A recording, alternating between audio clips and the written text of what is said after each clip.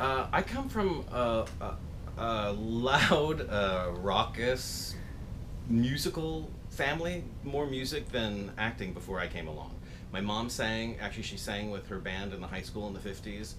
My aunt was part of a couple different musical groups. My cousins all played the piano and sing, so performing was always kind of something that we all did. And I was a big, loud, dramatic child, and that kind of encouraged me to go into theater arts.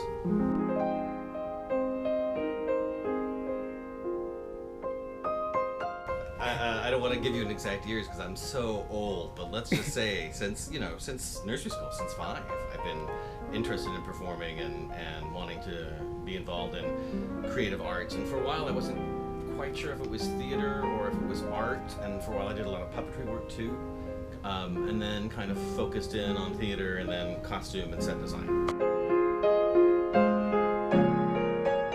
Because I think it's really important.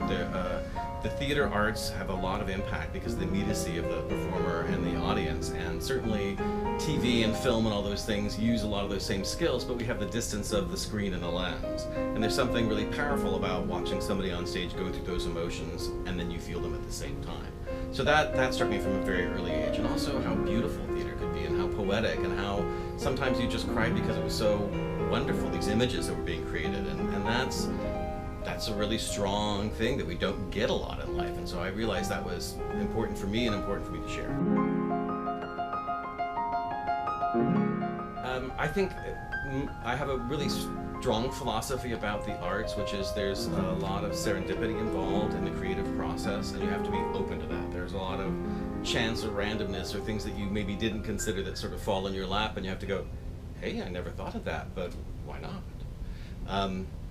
Also, that it's really hard to teach theater in the college environment because most students are used to, what's the correct answer for the test, or what's the correct answer for the midterm, or what's the right thing that I should be saying here. And as a teacher of acting and a director for student actors, I have to encourage them to make a lot of different choices. So there's a journey to get to the right answer. Maybe there's 4 or 5 choices to get to the right choice. That doesn't mean the first 4 were wrong. That means that that's the journey you have to go on to get to the right answer, and that's a different way of thinking. And so you have to kind of encourage people to be a little bit more open to that and really trust and believe that we're going to get there, but we have to take some risks and chances along the way to achieve that.